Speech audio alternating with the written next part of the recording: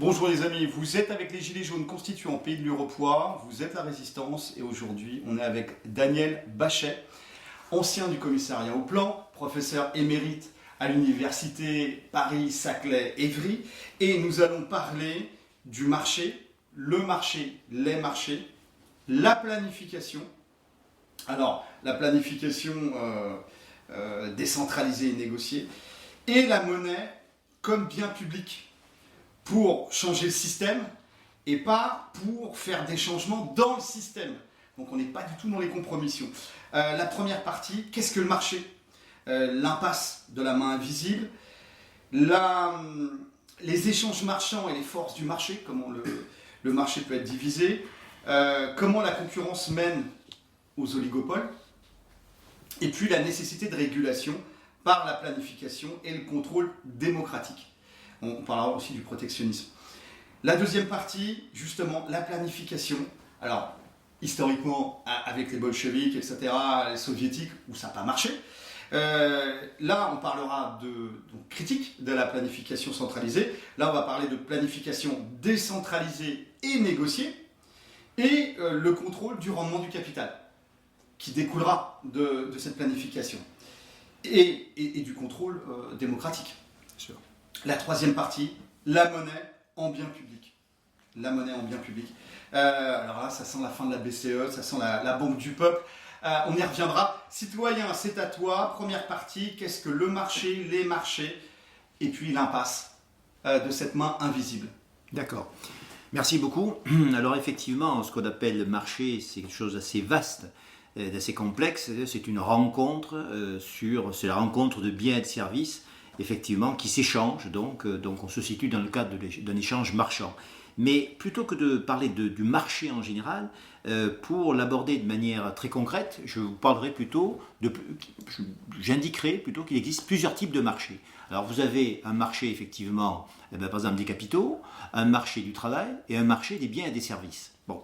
Et on va voir que ce qui pose problème aujourd'hui, ce n'est pas tant le marché des biens et des services que le marché des capitaux et le marché du travail. Alors pourquoi le marché des capitaux pose problème?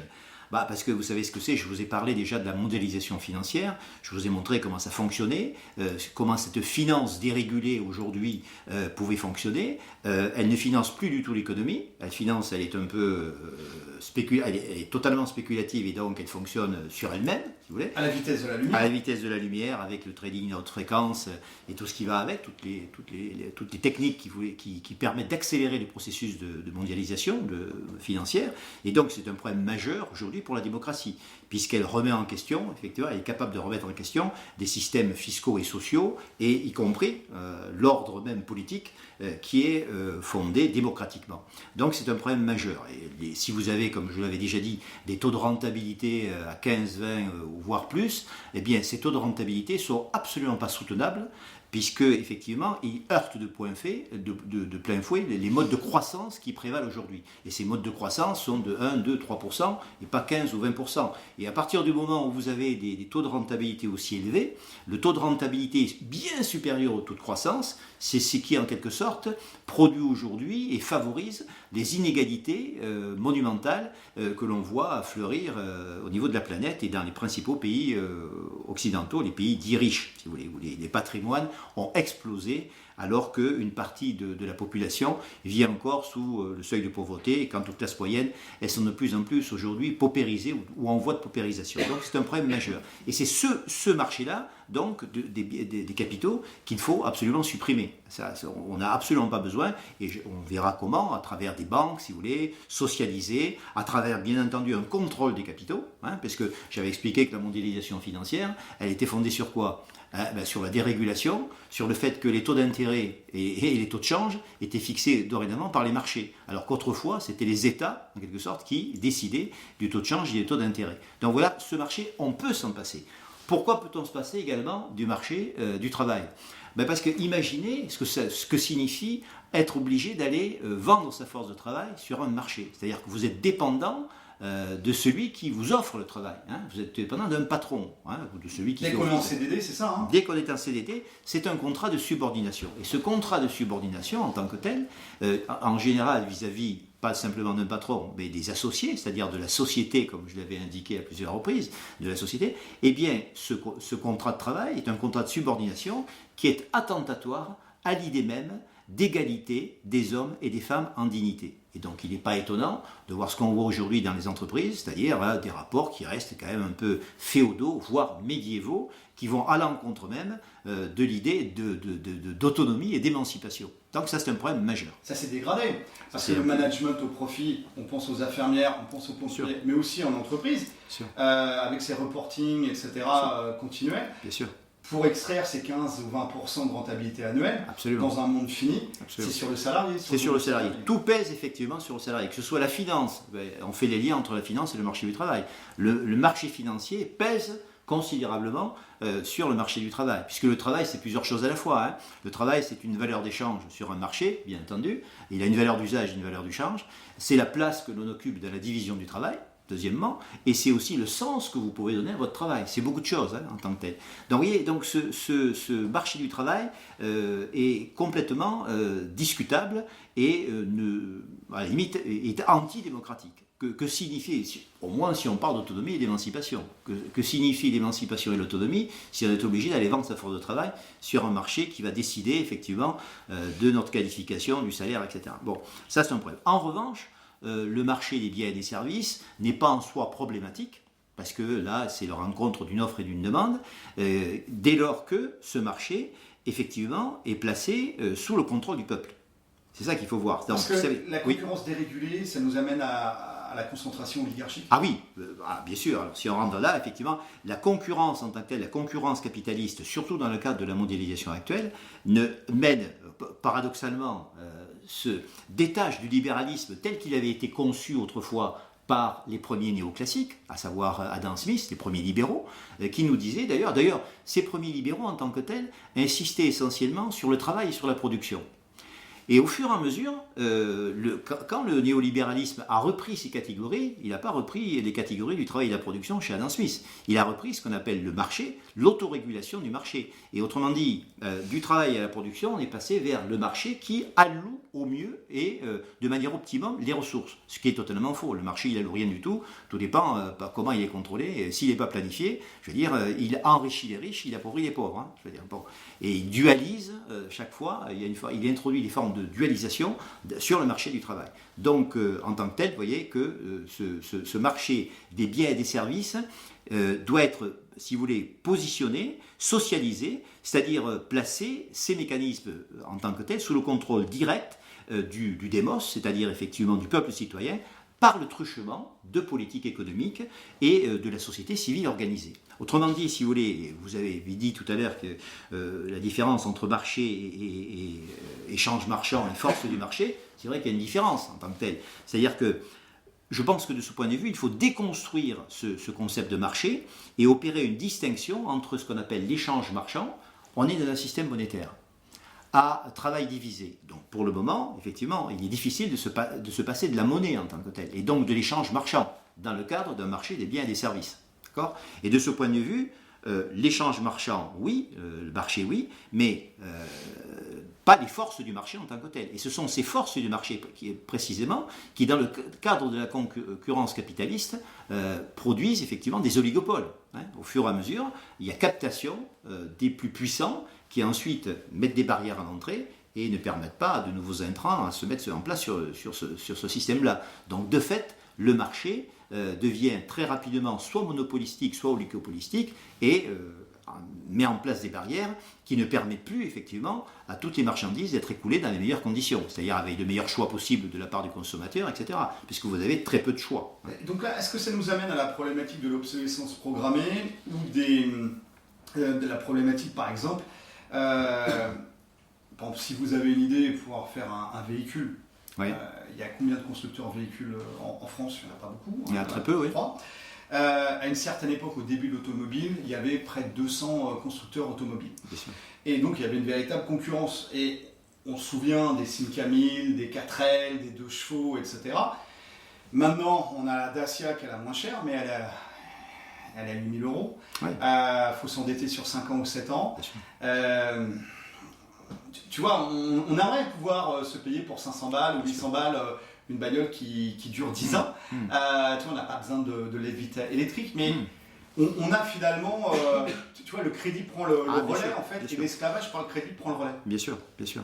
Parce que le marché, si on revient pas au marché en tant que tel, si vous voulez, le marché ne s'intéresse qu'à des agents qui sont, comme on dit, solvables. Le marché ne s'intéresse pas à des agents qui ne sont pas, ou alors sous la forme du crédit. Mais à ce moment-là, c'est la forme de l'endettement et c'est tout à fait autre chose. C'est pas sain du tout, on l'a vu effectivement, parce qu'à terme, ça peut générer des formes de crise majeures, comme les subprimes aux États-Unis, où c'était en quelque sorte les ménages les plus modestes qui ont été entraînés à souscrire des crédits, si vous voulez, qui à terme ont totalement déstabilisé l'économie, non seulement l'économie américaine, mais l'économie mondiale. Donc, si vous voulez, déconstruire ce concept de marché, et de ce point de vue, donc, comment le déconstruire d'une certaine manière? Alors, on peut toujours se dire, certains diront, s'il y a de la planification, ça ne va pas régler le problème. C'est possible, c'est possible. Mais s'il n'y a pas de planification, j'ai travaillé pendant 8 ans au commissariat général du plan, pour ce qui me concerne, donc de 88 à 94, et ce commissariat, par définition, permettait à toutes les parties prenantes, toutes les catégories professionnelles, dans le domaine industriel, dans le domaine agricole, dans le domaine effectivement également de la fonction publique, de se réunir, de créer des commissions et de réfléchir sur l'avenir, en quelque sorte, de la société française. Et bon, malheureusement, ce commissariat du plan a été supprimé il y a un certain nombre d'années, grossière erreur, parce qu'effectivement, on pensait que seul le marché était à lui-même suffisant pour allouer les ressources. Donc on voit les résultats aujourd'hui, 15 ou 20 ans après. Oui. Mais alors, la planification, ça nous fait penser aussi à la planification soviétique, oui. étatique. Alors oui, la planification à la soviétique, si vous voulez, c'était malheureusement a été un échec, parce que c'est un peu l'excès inverse, le Gosplan en tant que tel, qui centralise à partir de la machine étatique, pour définir ce qu'il convient de produire et comment il convient de produire, c'est une erreur. On voit bien que ça ne peut pas marcher, et on l'a vu, les files d'attente et les besoins qui n'étaient pas satisfaits dans un certain nombre de domaines, pas obligatoirement d'ailleurs dans les domaines clés, le domaine de la santé, le domaine de l'éducation était à peu près bien couvert, mais d'autres domaines n'étaient pas très bien couverts. Et là, effectivement, il manquait une définition des besoins, si vous voulez, à la base. Et c'est aux citoyens, c'est par une planification démocratique, effectivement, qu'on peut parvenir à satisfaire ces besoins. Il faut, autrement dit, que l'État ait un rôle à jouer, que la planification soit en partie centralisée, certes, mais pas totalement centralisée. Ça veut dire qu'il faut un modèle de planification qui soit négocié, qui conserve l'échange marchand au niveau de l'entreprise et du marché, en permettant de faire usage, si vous voulez, des capacités productives existantes pour produire ce qui sera ensuite vendu.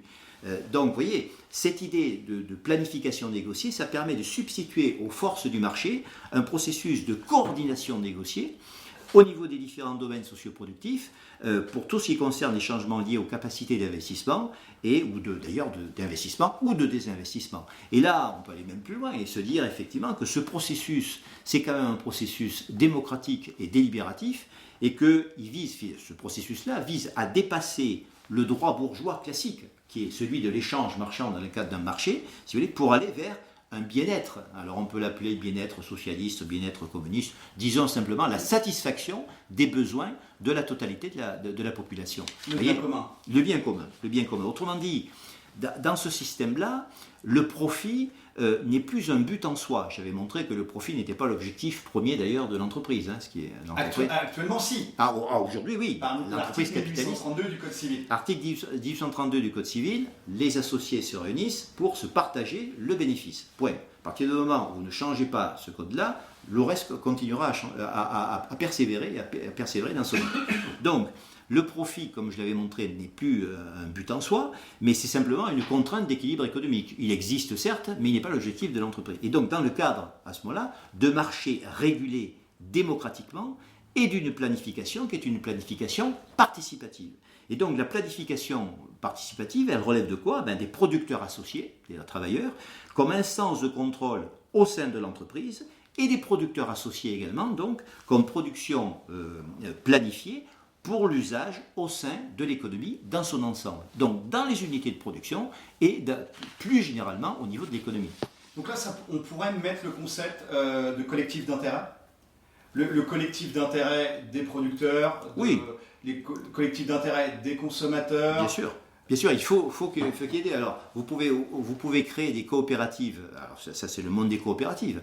On peut penser que l'entreprise telle qu'on souhaite la mettre en place, une entreprise autogestionnaire, elle s'approchera de plus en plus du monde de la coopération. Donc, des producteurs associés travailleurs, considérés comme travailleurs, et des producteurs associés comme consommateurs. Il y a eu dans l'histoire des associations de producteurs et de consommateurs. C'est déjà passé. Des associations de consommateurs et donc des coopérateurs, en quelque sorte, dans le domaine de la consommation. Ça n'a pas été toujours une réussite parce qu'il manquait un certain nombre d'éléments et il manquait surtout une volonté politique pour y accéder. Par rapport au contrôle du rendement du capital, qu'il soit privé ou public, est-ce que c'est à ce niveau-là qu'il peut être opéré?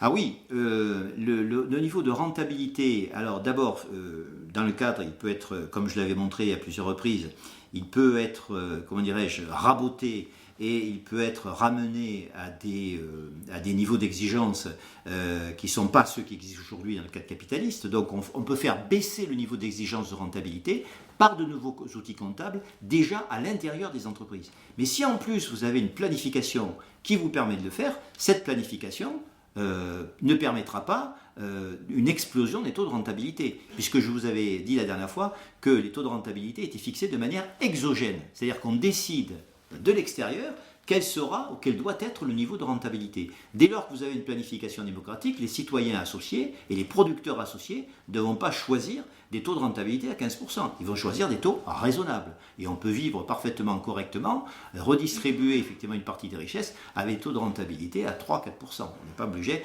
que les taux de croissance et que le taux de rendement du capital soient sensiblement équivalents. Ça permettrait au moins qu'il n'y ait pas de grand patrimoine, l'explosion des patrimoines et des fortunes, comme c'est le cas aujourd'hui. Mais en plus de ça, il faut effectivement donc mettre aussi des zones de protection. Hein. C'est-à-dire que... On parle du protectionnisme. Hein. Voilà, c'est-à-dire que vous avez donc comment on peut dire ça, vous avez donc des taux de rentabilité pour veiller à ce que ces taux de rentabilité soient corrects. On a dit qu'il fallait, comment dirais-je, les concevoir au niveau des unités de production, au niveau donc de l'État, mais là aussi, ces unités de production et cet État se situent dans le cadre d'un système socio-productif. D'accord ? Et donc, c'est la nation. C'est la nation. C'est la nation, c'est l'État, la nation et le système socio-productif, donc avec son industrie, ses services, etc. Et là, si vous voulez, le commerce international ne peut plus relever de la guerre économique, parce que ce qu'on voit aujourd'hui dans le cadre capitaliste, c'est une guerre économique. Mais si vous voulez vous opposer à ça, vous n'avez qu'une seule solution, c'est une coopération négociée. Ce qui suppose quoi ?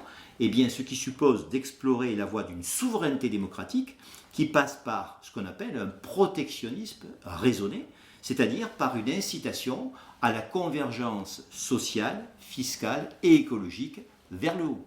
D'accord ? C'est-à-dire que c'est ce protectionnisme raisonné et solidaire, et à moyen et long terme, il doit être international aussi, qui sera capable de renforcer la coopération bien sûr des nations, afin de promouvoir un plein emploi de qualité, avec des rémunérations conséquentes et des conditions de travail en amélioration constante. Tout doit marcher de pair. Vous ne pouvez pas dissocier les politiques macroéconomiques, les unités de production et là aussi la protection par le commerce. C'est aux lois, en quelque sorte, de fixer le degré d'ouverture des systèmes socioproductifs, de ce point de vue. Vous voyez, les zones de protection, ça sert à ça. Ça vous sert, en quelque sorte, ça sert au peuple de choisir le système qui leur convient le mieux. Vous vous protégez de l'extérieur. Vous vous protégez des effets délétères du commerce international. Et par conséquent, là, vous vous dites, voilà, ça j'accepte, ça je n'accepte pas. Et vous préservez le système social et économique que vous souhaitez, que vous appelez de vos voeux, que le peuple appelle de ses voeux. Une remarque. Il y a la nécessité d'équilibrer les comptes pour ne pas être dans le système soviétique, oui. Le gabegie, etc. Exactement. C'est pour ça qu'on doit avoir un minimum de rémunération du capital, même si ce capital est public ou privé. Oui, vous avez toujours... le taux d'intérêt permet la rémunération du capital. Le problème de cette rémunération, alors on peut abolir le capital, mais à ce moment-là, si on abolit le capital qui permet effectivement d'avancer l'argent, il faut le remplacer par autre chose. C'est plus du capital, évidemment. Quand on parle du capital social, tel que nous l'entendons, qui doit s'investir d'une autre manière, il n'est plus question qu'il soit sous le contrôle des actionnaires. D'accord ? Donc s'il n'est plus sur le contrôle des actionnaires, ce n'est plus du capital tel qu'on l'entend habituellement. Et par conséquent, ces systèmes de financement n'obéiront plus aux règles capitalistes d'investissement. D'accord ? On a fait baisser le niveau d'exigence de rentabilité et par conséquent, donc, ce capital ira s'investir dans les outils de production, dans les systèmes de santé, pour la rémunération des services publics, etc. etc. Donc vous voyez, c'est le capital social. Et toujours, si vous voulez, quel que soit le système dans lequel nous allons nous situer, et ça, il y a une bonne partie de personnes, de populations qui ont du mal à l'intégrer, y compris parfois des progressistes, des gens de gauche, etc., c'est qu'il faudra, quel que soit le système, équilibrer les comptes. Équilibrer les comptes.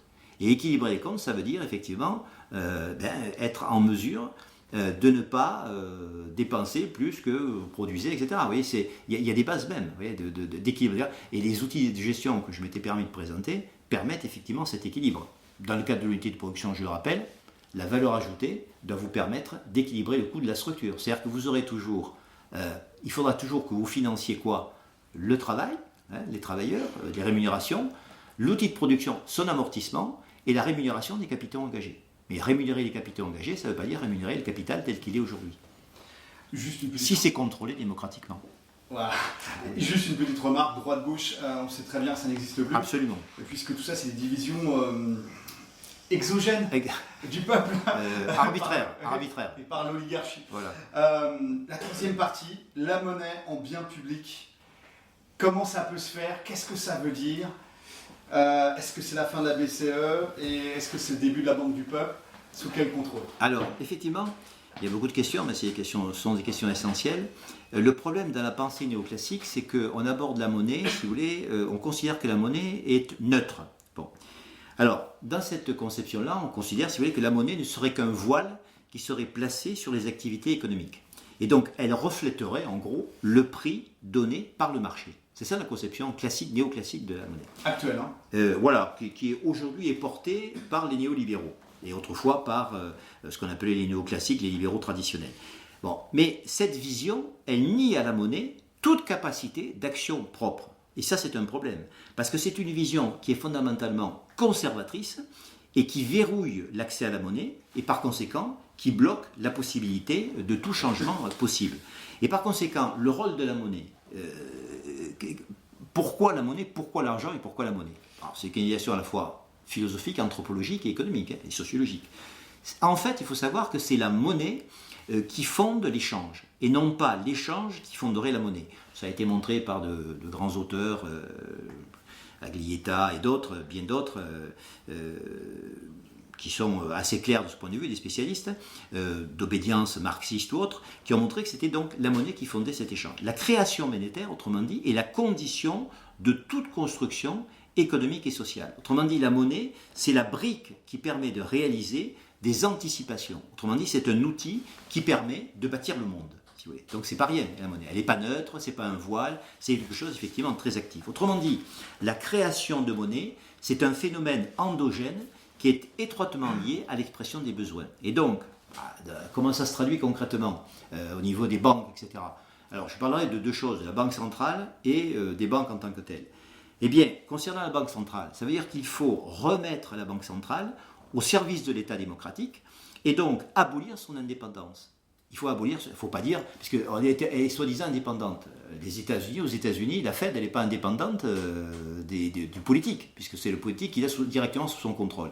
Les Européens ont commis une grossière erreur, c'est de considérer qu'effectivement, la Banque centrale est neutre. La Banque centrale, elle n'est pas neutre. Elle est neutre, certes, par rapport aux politiques, sauf quand le politique doit intervenir pour rattraper et pour compenser les crises. Mais sinon, elle n'est pas neutre du tout, puisqu'elle est dépendante de quoi ? Elle est dépendante des marchés financiers. Et donc, étant dépendante des marchés, elle est tout sauf neutre. Elle obéit simplement aux injonctions des marchés financiers. Et pour ce faire, vous avez une solution majeure, c'est de socialiser la monnaie. Ça signifie en faire un instrument au service, comme tu dis, du bien commun, qui soit soumis au choix et au contrôle démocratique. Alors, ça veut dire quoi ? Ça veut dire qu'il faut maîtriser la création monétaire. Donc, dès lors que les marchés financiers sont apparus finalement comme étant dans l'incapacité de financer les projets socio-économiques pour un nouveau mode de développement plus sobre et écologique, on comprend bien qu'un contrôle citoyen de la monnaie et du crédit doit s'imposer de manière logique. Et donc c'est ce contrôle citoyen qui sera en mesure de jouer le rôle clé pour une stratégie de financement des investissements publics qui sont indispensables, surtout dans une période de transition, qui est une période de transition, bifurcation écologique. Ce n'est pas simplement de la transition, c'est aussi de la bifurcation vers un autre modèle économique, politique et social. Ce n'est pas simplement donc une transition gentille, etc. Et donc de ce point de vue, ça veut dire maîtriser la création monétaire. La maîtrise de cette création monétaire, elle permet d'accompagner un développement qui est socialement et écologiquement soutenable, ça c'est un premier point, à travers les catégories dont j'ai parlé préalablement, vous savez, autrefois, sur les entreprises. Donc la monnaie doit exister comme institution sociale et ne doit pas être cantonnée à une fonction utilitaire qui est liée à l'accumulation infinie du capital, évidemment. Ça veut dire que sortir de la logique financière, eh bien, ça ne signifie pas simplement supprimer la monnaie ou le marché. En revanche, la sortie de l'enfermement capitaliste devrait passer par quoi? Par la socialisation des banques et non pas par leur étatisation. Est-ce que tu peux dire la différence entre les deux? Alors l'étatisation, on l'a vu quand je vous donne un exemple, quand le Crédit Lyonnais était étatisé, c'était l'État qui était au poste de commande à travers ses fonctionnaires, son directeur général, ça changeait strictement rien. C'était l'État donc qui décidait des grandes orientations. Et l'État n'est pas obligatoirement à lui seul le meilleur juge de ce qui doit être, de la manière de financer et de ce qui doit être financé pour le peuple. Surtout via la corruption des hauts fonctionnaires. Absolument. Voilà. Et donc, à côté de ça, il faudra... Mais qu'est-ce que ça veut dire alors au lieu d'étatiser, on les socialise, les banques. Et qu'est-ce que ça veut dire, les étatiser? Un certain nombre d'auteurs ont réfléchi sur ces questions. Je pense en particulier à Frédéric Lordon. Mais il y en a d'autres. Et ça veut dire que les banques deviennent des sociétés à profitabilité encadrée. L'objectif étant de financer l'économie réelle et non plus la spéculation traditionnelle. Ça veut dire un contrôle, si vous voulez, public par les parties prenantes. Les parties prenantes, c'est qui? Les salariés, les représentants des entreprises, les représentants locaux de l'État, des collectivités territoriales, des associations renouvelées, pas des associations financées par Soros. Voilà, pas celles qui sont financées par Soros, des véritables associations démocratiquement contrôlées, élues, etc. Dommage pour la LDH. Voilà. Et donc ces agents, vous voyez, représentants d'institutions, auraient un pouvoir de quoi? Ils auraient un pouvoir de suivi, d'orientation, de validation et de recadrage de la stratégie bancaire. Donc on ne serait plus dans ce système traditionnel. Autrement dit, les parties prenantes ou les parties constituantes inscriraient leur action dans le cadre d'un système socialisé du crédit et non pas dans le cadre d'un pôle unifié du crédit, puisque ce pôle unifié du crédit reviendrait à remettre à l'ordre du jour l'État traditionnel sous sa forme qui est tout sauf démocratique, qui est technocratique, bureaucratique, mais pas démocratique. Donc vous voyez la différence entre socialiser les banques et les étatiser. Et à ce moment-là, si vous voulez, dans ce cas-là, tout ce que j'ai essayé de montrer, c'est que vous avez la nécessité de prendre des choses parfois de manière locale, mais aussi de les prendre à un niveau beaucoup plus élevé. Quand on parle du local, du méso et du macroéconomique. Et donc ça veut dire que les rapports sociaux, d'une certaine manière, peuvent converger avec des remises. Les rapports sociaux, ça veut dire ceux qui se jouent, toutes les formes d'effervescence qui se passent à la base. Je pense en particulier aux coopératives de production, aux entreprises autogérées et à tout ce qui peut se mettre en place sous une forme démocratique contrôlée par le public et par les citoyens. Et bien tout ça, si vous voyez, ça peut converger avec pour dépasser le capitalisme, avec des remises en cause beaucoup plus importantes, ce qu'on appelle à l'étage supérieur des structures. Et ces convergences sont alors susceptibles de produire ce que tu as dit tout à l'heure, un changement de système, et pas simplement un changement dans le système. Un changement dans le système, on en a connu beaucoup, et le système peut les absorber. En revanche, un changement de système, ça c'est autre chose. Et là, on touche les rapports sociaux fondamentaux du capitalisme. Il n'y a qu'en touchant ces rapports sociaux qu'on peut remettre en question ce capitalisme. Ça veut dire que les rapports de coopération ou de plus grande égalité, je l'ai dit, coopérative, finance solidaire, elle existe aujourd'hui, il y a une partie, mais elle est dérisoire, elle n'est pas assez forte, ne peuvent porter des dynamiques de transformation radicale que si elles sont relayées par le haut, beaucoup plus haut en quelque sorte, et là vous avez une rencontre entre le bas et le haut, et vous pouvez effectivement transformer le système. Autrement dit, ce que j'ai essayé de montrer, c'est que l'objectif c'était de transformer le regard qui a été imposé sur l'économique, sur le social, pour faire évoluer un certain nombre de choses, et je dirais que finalement il s'agit d'un enjeu je terminerai peut-être là-dessus, qui est indissociablement analytique et politique, et qui se décline dans toute une série de propositions concrètes et opératoires, qui concernent quoi? Qui concernent aussi bien les conceptions de la propriété, les outils de gestion, la conception de l'efficacité et du marché, ou encore les rapports de pouvoir dans l'entreprise et dans le travail. Ça fait beaucoup de choses. Merci de ton temps, merci de cet échange. Force et honneur les amis, on ne lâche rien.